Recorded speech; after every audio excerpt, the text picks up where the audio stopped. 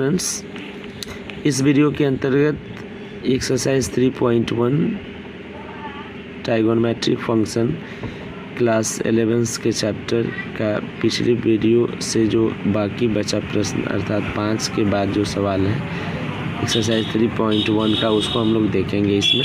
जिसमें लिखा है कि एक वृत्त जिसका व्यास 40 सेंटीमीटर की एक जीवा है 20 सेंटीमीटर लंबाई की है, तो इसके संगत छोटे चाप की लंबाई ज्ञात कीजिए।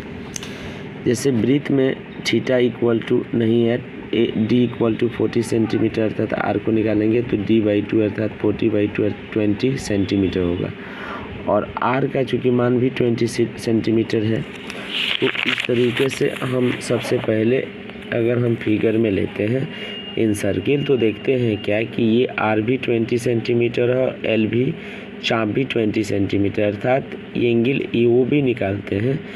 तो ये वैल्यू कितना आता है देख सकते हैं हम लोग, ये 60 डिग्री का एंगल बना देता है। तो 60 डिग्री का एंगल को हम अगर रेडियन में बदलते हैं तो π/3 रेडियन होता है, और चूँकि हम जानते हैं कि थीटा इक्वल टू L/R होता है अर्थात L equal to theta into R, और थीटा का वैल्यू π/3, आर का वैल्यू कितना है तो 20 अर्थात ये मल्टीप्लाई करेंगे तो सबसे पहले पाई का मान रखेंगे तो 22/7 इंटू 3 इंटू 20 होगा।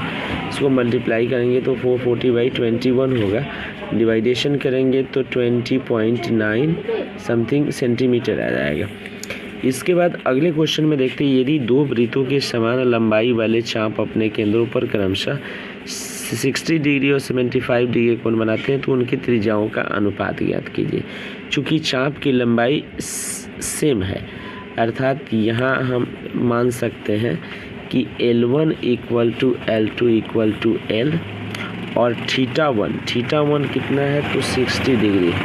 तो थीटा वन को हम रेडियन में बदलते हैं तो π/180 डिग्री हो जाता है अर्थात इसको कैंसिलेशन करते हैं तो π/3 रेडियन होता है। और फिर थीटा टू को भी हम रेडियन में बदलते हैं, थीटा 2 75 डिग्री है, तो इसको π/180 डिग्री से मल्टीप्लाई करते हैं तो फिर ये कितना आता है देखते हैं, ये 15×75 और 15 से इसको काटेंगे तो 12 आ जाएगा अर्थात 5π/12 रेडियन आ जाएगा। अब यहाँ हम क्या निकालेंगे, बारी बारी से R1 और R2 का मान निकालेंगे। तो R1 की कंडीशन में R1 बराबर निकालेंगे, तो चूँकि हम जानते हैं कि थीटा 1 इक्वल टू L1/R1 ये होता है। तो यहाँ से हम ले सकते हैं R1 का मान, तो R1 का मान क्या होगा तो L1/θ1 होगा, L1/θ1। तो L1 का मान L हो गया और θ1 का मान कितना है यहाँ पर दिया हुआ है π/3 दिया हुआ है अर्थात ये 3L/π ये आ गया।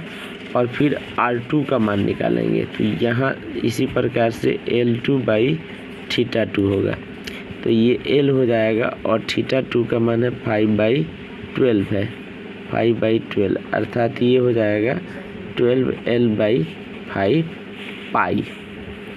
अब जो है हम यहाँ निकालेंगे R1/R2 निकालेंगे। तो R1 का 3L/π होता है और R2 का होता है 12L/5 पाई होता है अर्थात 3L/π और गुने 5 पाई बट्टा होता है 12L। तो यहाँ से देखते हैं कि L से L कैंसिल हो जाता है, 5 से 5 कैंसिल हो जाता है, और 3 से 4 ये 12 कैंसिल हो जाता है अर्थात रेशियो क्या होता है तो 5:4, और यही